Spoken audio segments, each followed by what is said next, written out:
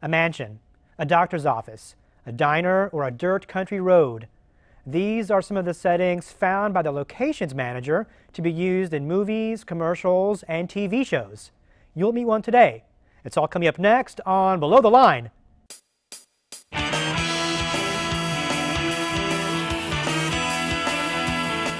It's Below the Line with George Peroulas.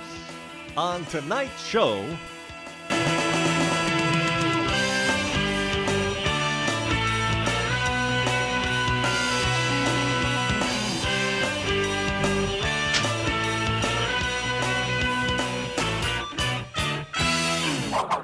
weeks and months before a film project begins, homes, businesses, and other properties are locked in for the production.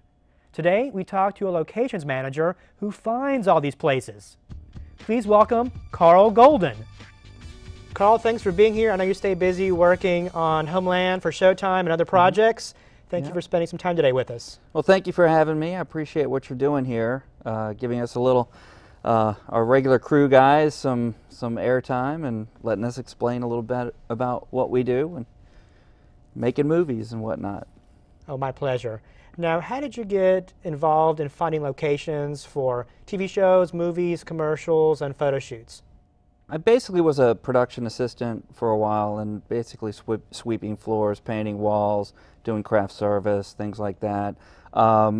Started duplicating videotapes, and then I had a friend who whose girlfriend was becoming a location manager, and I made myself available for that, and I was in the right place at the right time, and just all worked from there. Now let's go over the locations department. There's a locations manager, then of course you have the location scout, location assistant, and on larger productions you have location production assistants. How do all these people work with you? As a location manager, I'm responsible for the gathering of all our locations that are needed for each script. And of course I delegate a lot of the duties to our location scouts, and there's the management of the locations where we facilitate the company while on location. We deal with logistical operations too. But I think the first thing that we do is to try and get the right locations that fit the script for what the writers want in the set, for the vision of the director, and it all has to fit in the budget with the producers, and it must also meet the artistic requirements of the designer, the production designer. And the location scout helps you finding these places, and I guess the assistant also does that as well. Yes, I do that too. Everybody's a scout in my department. I'm the first one on usually before I get a staff. So I get a chance to go out and do a lot of scouting on my own, and as soon as they'll allow me to bring more people on, I will, hire some more scouts to help out, and usually the assistant manager will be one of those, because I need to be organizing the show and the logistics of every location that we find. And on bigger projects, you also have locations production assistants? Yes, because we're going to need somebody to be on the set. As a location manager, you can't expect me to be on the set all day. I might show up at the beginning and then move on, because the rest, there's another place we got to shoot tomorrow and the next day and the next day. And so all those locations need to be found, and the logistics need to be worked out for those as well. How far in advance do you get hired before the film comes to town to begin shooting? It depends on how big the project is. If it's a commercial, I might not have more than a week to find all the locations, lock them up, and and then maybe we're shooting 1 or 2 days. Most longer projects, I might have 4 weeks, 3 to 4 weeks before shooting, before filming, to go out and gather all the locations, and hopefully we'll have all the ducks in a row before we show up and start shooting. So there's a lot of driving in what you do. How many miles do you drive a year? I would say it could range, just depending on how busy I am, between maybe 15,000 miles. I could put 15,000 miles per year on my car. Describe a typical day of scouting. Okay. If I'm starting from scratch, I've I've already called the Charlotte Region Film Office or the State Film Office to see if I can get some ideas. I'm looking for A, B, and C, these locations. Do you have anything on file that you could send me? And they would send me some stuff and maybe give me some names and numbers that I could, start networking with. Now with today's technology, I will have already done some research on Google Earth, Google Maps. Sometimes I can scout a little bit on using the street view, stuff like that. But I always want to have something to go see. I got to know what neighborhood I'm going to be in. What area of town am I going to be in? And so I head out in that direction, and hopefully I have something lined up, an appointment to meet with somebody. If it's a house, then they'll let me in and I'll shoot pictures of their house. Apart from that, it's a lot of it is going through the neighborhoods and seeing what houses might work. Knock on the door, see if anybody's home, leave a flyer if they're not, and hopefully they'll be interested enough to call me back. And once I get into a location, I would then bring out the old camera and start taking pictures. I want to be able to see everything inside and out, bedrooms, bathrooms. Then I would show those pictures to the director for their approval, basically. What do people need to know when a location manager or a scout knocks on their door or comes into their business? First of all, they're going to want to verify that I am who I say I am, and I have a website that they can go to and check me out. I always carry a flyer with me that explains the project and has a reference, from the local film office, and sometimes who I'm working for. Like my producer, I might put their name down, just so that someone has a number that they can call and say, "Who is this guy?" And then they can vouch for me. In general, are national chain stores and restaurants the most difficult to access for filming?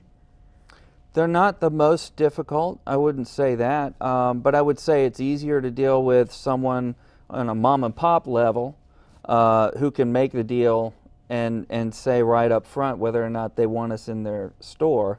If you go to a big chain, it takes a long time to work your way through public relations to get to an executive who can make the decision. And there's all kinds of hoops to jump through. So hopefully you have enough time to get that. Most times we don't have enough time. So we try to, stay away from the larger corporations unless we have the time, or if it's written in the script, if it's a name brand or something like that, we're going to need their help. How about getting access to government buildings or city parks, streets, highways? Well, generally the parks you can pretty much go to anytime you want and look around and say, yes, okay, I think we want to use this. And then you just call the Parks Department and they'll put you in touch with like a district supervisor or someone, and there'll be a permit application that you have to fill out. As for something maybe a little more serious like a court building or a government administration building, then you deal with the county manager, real estate division, that kind of stuff. You go through channels, and you have to make an appointment. Can I bring the director by to take a look at your courtroom? And of course, they're always very open to showing us around. When we get into the bare bones, when we get into the actual filming, there's a lot of logistics that we need for control that sometimes they can't, they don't want to, 50, 60 people in a courthouse filming in the hallway if they've got court going on inside. So there's a lot of scheduling you have to be aware of, when courts are in session, when they're not in session, if they'll allow us to be there. Do we have to be there at night when nobody's there? There's a lot of restrictions when you go into government spaces. But generally, they're all open for us to be there. It's just all about how we can work the logistics, and sometimes you have to have background checks on everybody to get in places, and that takes a lot of time. So there's hoops that you have to jump through for every location. Explain contracts and paperwork and how that gets put together once the location has been finalized. When I get hired by a company, they usually have their own version of a location contract or a location agreement, release, etc. It should have some form of indemnification clause. Liability is a big thing when it comes to film companies. They want to make sure whoever you're making the deal with has the right to enter into the agreement, to give permission. We want to make sure that that we'll put the place back. There should be a restoration clause, hold harmless in some cases. Also, what should definitely be in there in the contract is that the company has the rights to use and to own the rights of what they shoot, what they record, what they photograph, ad infinitum throughout the universe in perpetuity, etc., etc., etc. So, you know, it's ironclad. If we shoot here, we're going to own it, and nobody else is going to own it. No third party or anything like that. But there usually is a compensation package laid out. You know, per day of filming, per day of wrap or prep, things like that. Very good. After the break, find out how much money there is to be made by allowing a film crew to use your home or business. Stay with us.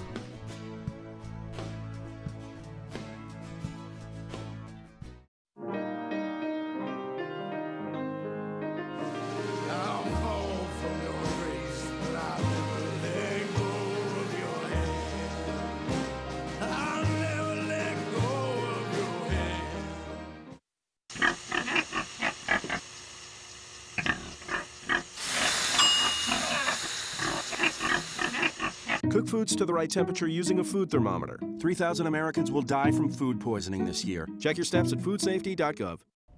We're talking with TV and film locations manager Karl Golden.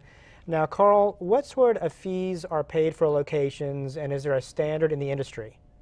It does vary with the project. How big is it? If it's a commercial, it would have a different budget than, say, a full-blown feature or a TV series. So it really depends on the impact. How many days do you plan to be there? Is there any prep involved? Are you going to have to paint? Are you going to have to move all the furniture out and change it out? A lot of times, you know, for lower budgets and, you know, for indie films or for commercials, a lot of times we'll, you know, shoot what's there and just maybe make some minor changes to furniture or some art hanging on the wall. But I would say generally, if you're just going to be outside someone's house, you could, you know, maybe $500 for a day of shooting. If you're going to go inside, I wouldn't expect that you'd make any less than $1,000. Just generally speaking, of course, you know, every job is different, so there's always a negotiated price. If you're going to be in the house all day and the next day and the next day, and if it's a feature, you know, you might, and depending on, you know, the economic level of the house that you're filming in, it could be anywhere between $2,000 and or $5,000. You know, if you're in a mansion or something. Per day? Yeah, per day, per filming day, and generally there's some money in it for the day before when you prep and the days after when you wrap and put it together. So put it back the way it was. So yeah, we don't really ask for anything for free. Your independent films may do that, you know, and then it's just the thrill of what you get out of it is the satisfaction that you helped, you know, on a local project or something like that, or something that has a good message. You know, generally you're not going to get rich letting your location be filmed, but it's pretty easy money if you can, you know, make yourself available, make your house available, or maybe it's your farm or whatever, your office. If you can make it available and step away from it and let us do our thing, and then, you know, you could just sort of keep your eyes closed for like 2 or 3 days, and then on the 4th day everything is back to normal. If you can live with that, it's probably some pretty easy money that you can make. Who ultimately makes the final decision on that property? The director, the producer, the production designer? Who gets final say on yes or no? Okay, well, I could take it from the beginning. You know, we have meetings to describe each location, and the designer and the director get together with me and tell me what I'm supposed to be looking for. And so I go out and I look for what I think is what they have in mind. So I'm the first creative eye on the scene to see whether this is something I will, you know, proceed with. Do I need to pursue this and that? And I show, then I have a little show and tell where I show the designer, the producer, and the director everything that I've found so far, and they all just have a committee, you know, a committee meeting about it, and they all say what they think is the best. But it is ultimately the director that will make the decision as to what he wants. Sometimes, you know, if you want this and it's on the north side of town, but we have to shoot these 2 other locations on the other side of town, sometimes a compromise will be made so that, you know, usually put together by the producer who wants to keep everything close together so we don't waste all our time moving across town. We want to keep everything together. So there's a committee that makes that decision, but I think it's ultimately the director or the producer. Now, once your job is done finding these locations, are you all done, or is there more to it? No, there's a lot more to it, actually, George. Once all the creative haggling has finished up, we've locked a location in, you know, then of course we get into contracting and scheduling. Then we have to deal, my team would then deal with the logistics of every location. Every location has its pretty much the same things. Where are you going to park the crew? Where are you going to park the base camp, which is our trucks and trailers, our makeup and hair trailers, the star trailers, the honey wagon, all the support trailers. We have to find a big parking lot to put all these 18-wheelers in. The caterer would be there as well. We also need a place close by, it could be on the street, where our working trucks go, and that's the grip truck, the lighting truck, props truck, set dressing, camera truck, of course, that usually gets to be the closest, sound van or trailer. All that working equipment needs to be right up on the location, but it can't be in the shot, so you can't put it all right in front of the house, you know, if you're going to be seeing the house. So there's parking. We also make maps to get the crew there. We put up signs so that they don't miss their turn. We deal with traffic control. If we need a permit for parking on a city street, we deal with the Department of Transportation on that. If we need to do some driving shots, we'll hire some local police, law enforcement to hold traffic for us or to escort our camera cars as we're rolling down the street while the actors are pretending to drive and act. There's a lot of logistical stuff. If our grips and electrics need to get up on a roof and put up some lighting, we have to get access to that roof. And so everyone we touch, every neighbor's house, if we're using their driveway or if we're you know, blocking somebody's driveway for the whole day, we should, you know, make an agreement with them, and because we definitely want to have a nice, happy place to work in, so we get everybody's cooperation. How many hours a day do you usually work during production? That varies as well, but I would say you are budgeting a 12 to 14 hour shoot day. But my team has to be there about an hour and a half before everybody else shows up. I mean, we got to have our parking people in place. We have to have the buildings opened up. All the signs need to be up. And we're there at the end of the day. So our day and locations can be anywhere between 14 and 18 hours. Although I think the longest day I ever had was when I was a location assistant, and it was a 25-hour day for me. And so it just depends. It really depends, you know. It's a long day. But I would say on the average... It's all day. Yeah, on the average 16 hours maybe. Coming up next, find out how you can list your property to be used in the next great TV show or film. We're back in a moment.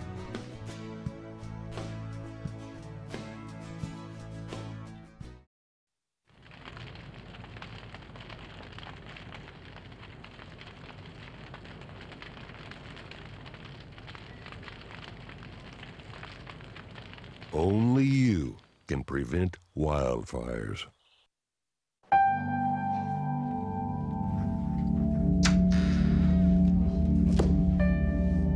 When life's this hard, it's no wonder 7,000 students drop out every school day. Visit boostup.org and help kids in your community stay in school.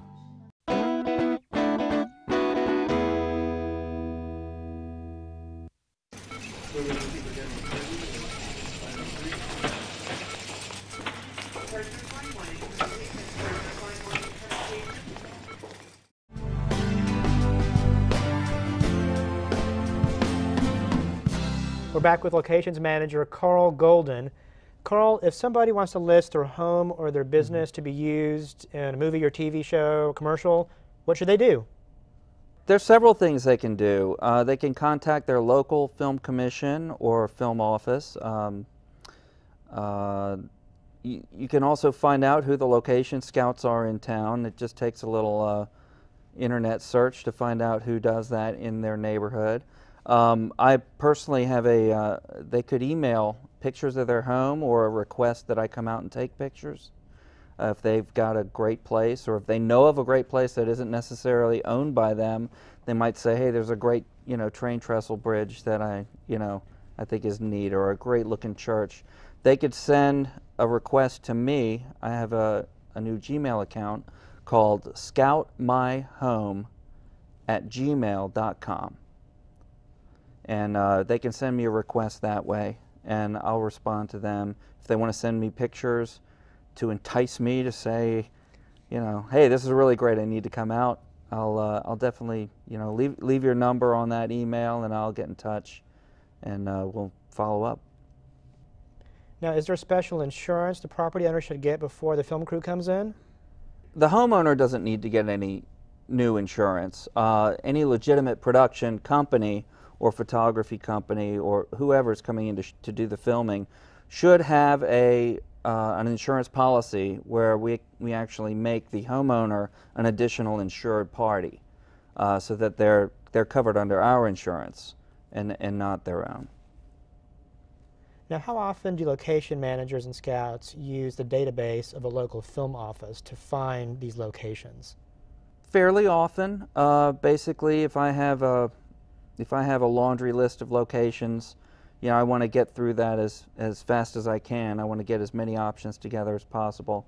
So yes, I'll call the local film office and say, I need this mansion, I need this kind of a house, I need a farm with a red barn.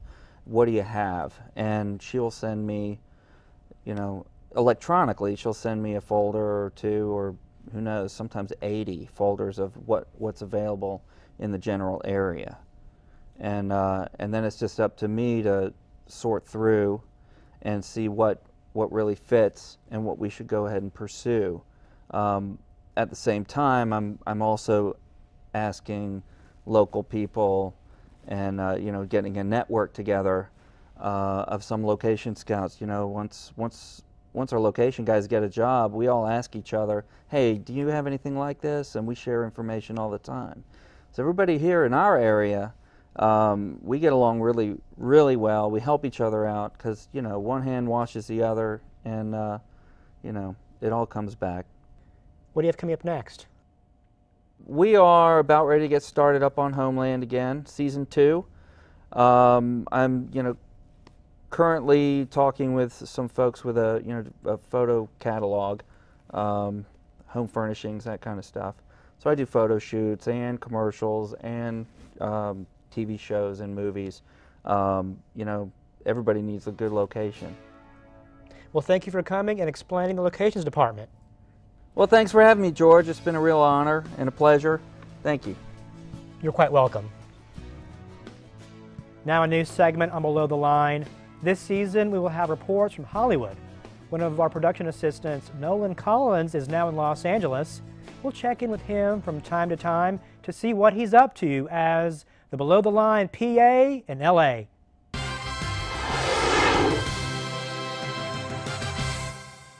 It's day one. We're all packed up. Not a lot of room left, as you can see. We're gonna go pick up I-40, take it all the way out to California. First stop is Nashville. Here we go. When you make the decision to move from Charlotte, the home of Below the Line, to Los Angeles, the entertainment capital of the world, you will be taking Interstate 40 west almost the entire way. Interstate 40 is the third longest east-to-west interstate in the whole United States. It starts in Wilmington, North Carolina, meanders through Tennessee, Arkansas, Oklahoma, Texas, New Mexico, Arizona, and finally ends in Barstow, California. I traveled about 2,400 miles in total, and the majority of them were on Interstate 40. That's a lot of gas, a whole lot. I won't go into exactly how much I spent, or how many gallons I actually purchased, but let's just say it would have been cheaper to fly. Well, assuming you booked in advance and found a good rate. But driving allows you to see the beautiful scenery of the vast United States. Everything from woodlands, mountains, and rolling hills to flatlands and even desert. You also get a chance to see a lot of impressive man-made things that dot the landscape. Teepees and windmills, power plants, farms, bridges, and many other things. It really is a beautiful trip. As you probably already know, the sun sets in the west. So, while driving west, you get the opportunity to watch many a beautiful sunset. One of my personal favorites was in Arizona, which no picture or video can really do justice. You can't make this trip, though, without stopping to see a few things. I stopped a couple of places, but none was more breathtaking than the Grand Canyon. It's only about 30 minutes out of the way, but definitely worth the detour. Well, we made it. This place is awe-inspiring, even beyond all my wildest imaginations. After the Grand Canyon detour, you aren't far from the California border, where you find an inspection station that looks a little like customs. Once you cross the border, you have a long stretch of desert ahead of you before you can reach Tinseltown. A long stretch. I'm sure you've heard the saying, sunny Southern California, but we actually had a little bit of rain coming in. Eventually it cleared off though, and I made it. Into traffic. Welcome to LA, I guess.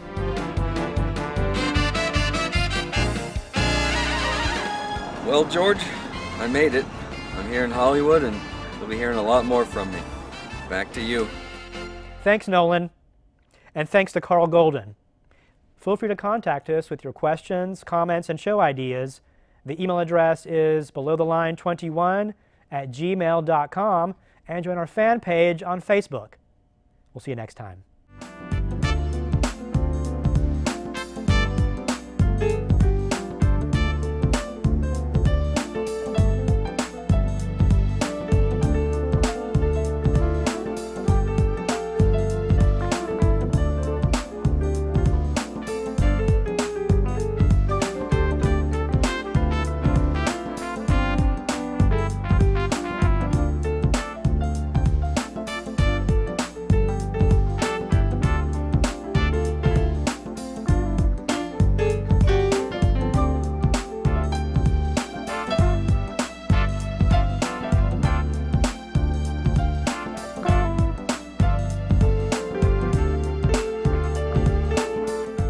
For more information, comments, or questions about the show, email us at belowtheline21@gmail.com.